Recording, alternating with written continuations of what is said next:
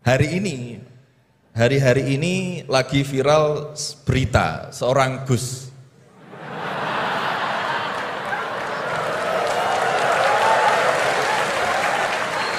Mohon izin.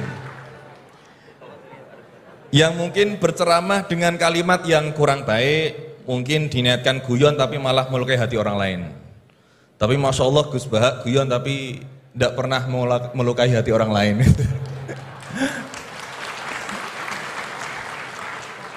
Nah, pertanyaan saya Gus, ngapunten, karena ini pasti ke Gus Baha, tidak mungkin ke Gus Quraisy Shihab, tidak mungkin.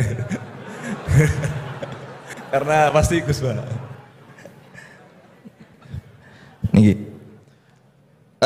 Sebenarnya sejarah panggilan Gus ini seperti apa gitu? Apakah hanya dimaknai Gus ini adalah anaknya Kiai terus dipanggil Gus, atau bahkan mantunya Kiai saja, kalau jenengan katanya Gus naturalisasi gitu. Atau Gus swasta atau apa itu, atau bahkan bukan siapa-siapa kemudian bisa dipanggil Gus, sehingga misalkan kita sekarang bisa ini berlomba-lomba menjadi Gus bareng-bareng, jadi pokoknya lomba-lomba. Nah, dan apakah ini hanya di Jawa saja? Karena di Madura juga kami sering mendengar ada panggilan Lora. Lah ini sejarahnya sebenarnya apa gitu loh. Apakah juga kalau sudah menjadi kiai tidak bisa menjadi Gus lagi? Atau kalau sudah menjadi Gus tidak bisa naik menjadi kiai? Gitu ya. Itu pertanyaan yang kedua saya. Dan nyuwun sewu, di zaman Rasulullah itu apakah putranya Rasulullah juga dipanggil Gus? Kan juga tidak kan.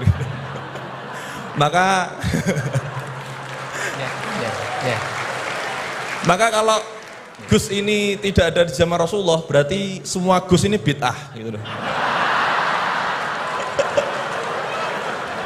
Karena Gus tidak ada di zaman Rasulullah. Ngerti nggih? Nggih, jadi intinya sejarahnya dan standarisasi Gus itu apa yang orisinil gitu. Yang kalau misalkan di dunia, di Indonesia ini yang Gus orisinil hanya jenengan, berarti semuanya palsuan gitu. Lah ini tentu bisa dijelaskan Gus. Ngapunten, matur suwun sangat. Wassalamualaikum warahmatullahi wabarakatuh. Waalaikumsalam. 4 atau 2 dulu aja ya, nanti baru kita lanjutkan biar nggak lupa ya. Yang pertama Gus Baha, ini dari Gus Maulana tadi. Ini pertanyaannya, kan banyak yang tidak jebolan pesantren tapi pengen dekat sama Allah, boleh nggak baca terjemahan, kira-kira gitu. Yang kedua tadi standar Gus yang orisinal, yang orisinal ya. Kemudian yang kedua dari ini Gus Gofur. Ini dosen dari Eva, ini untuk Prof. Quraisy dan Gus Baha. Ini panduan untuk memberikan pendapat hukum, kira-kira gitu kan. Karena ada dosen hukum yang saksi ahli, ada yang ahli menjadi saksi, jadi bedanya. Mohon berkenan dari Gus Baha ya. Ini yang provokatif dulu itu ya.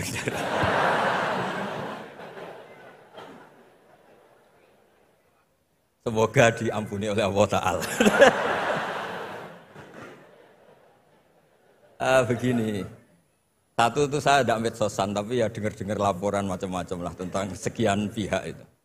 Begini, saya cerita ini biar sampean tahu bahwa Pak Rektor ngundang saya ini tidak salah kan. Memang benar-benar pemateri yang baik. Ya kalau kata Nabi Yusuf kan inni hafizun alim, orang harus zikru manaki binafsi, orang boleh cerita kelebihannya asal itu faktual. Begini, suatu saat, ini cerita di kitab Ikhya, suatu saat Nabi Musa itu sholat istisqa, itu doa apa saja itu sudah dipakai, nggak mandi itu. Nabi Musa nggak mandi, tetap nggak mandi.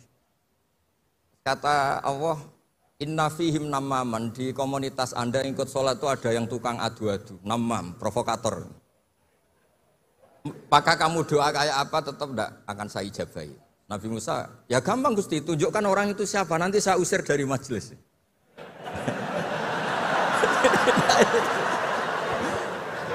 Jawabnya Allah itu lucu. Saya ini orang yang mengharamkan namam, mengharamkan namimah. Kalau saya menunjuk orang itu berarti saya juga namam. Intinya itu Allah terus mengabaikan sekian peristiwa namam. Jadi kalau pertanyaan provokatif terus kayak gitu tuh mesti diabaikan oleh Allah Taala. Karena nanti repot itu. Repot. Memang saya termasuk Gus yang asli itu jelas kalau itu.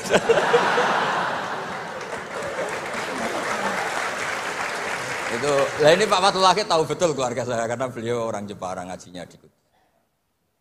Ya, terus masalah fatwa tadi, fatwa sosial itu atau memahami pakai terjemah begini seperti yang dikatakan Pak Kures.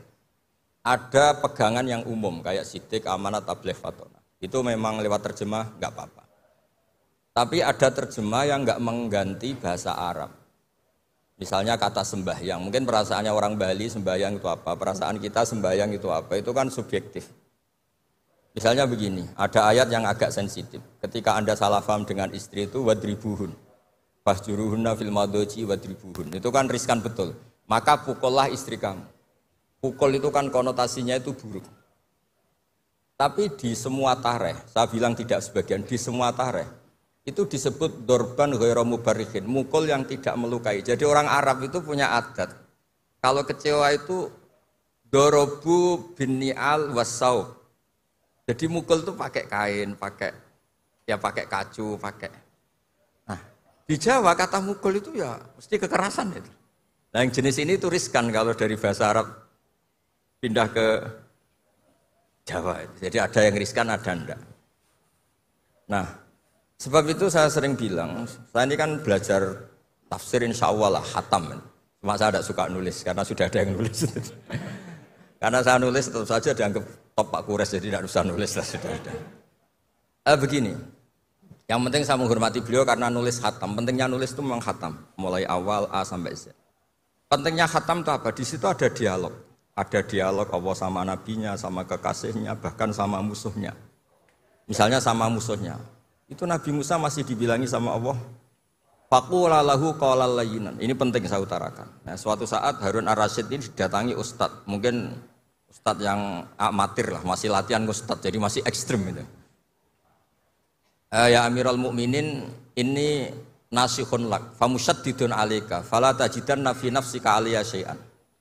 Biar sampai latihan bahasa Arab nanti Pak Rektor. Bukan Anda, Gus naturalisasi tadi, Anda. Saya akan memberi nasihat engkau, kemudian cara nasihat saya itu musyaddid, ekstrim. Maka jangan kamu anggap serius. Maksudnya jangan penjarakan saya ketika saya nasihat ke kamu ini kasar. Jawabnya Harun Ar-Rasyid itu langsung bilang gini.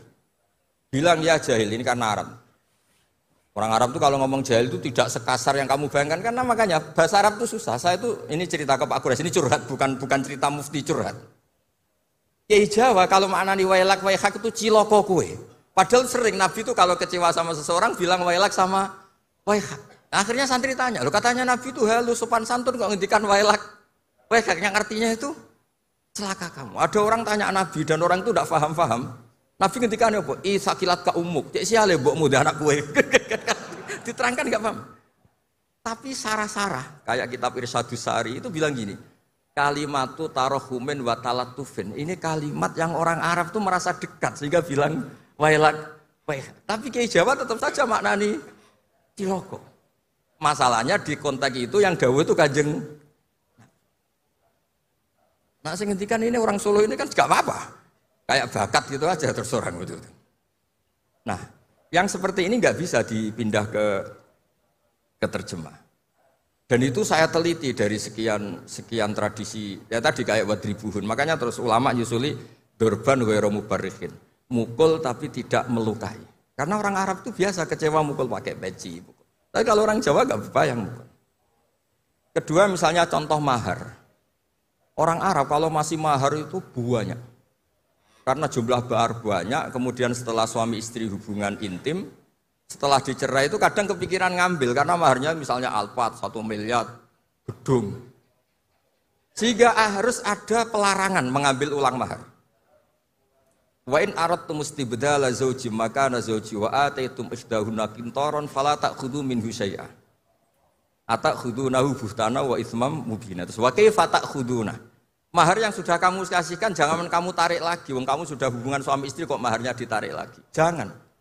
Kenapa ada kata jangan ambil lagi? Karena maharnya itu alpat, gedung, uang 1 miliar. Dulu Pak Rektor ketika nikah itu seperangkat alat sholat, gak dilarang juga gak akan diambil itu.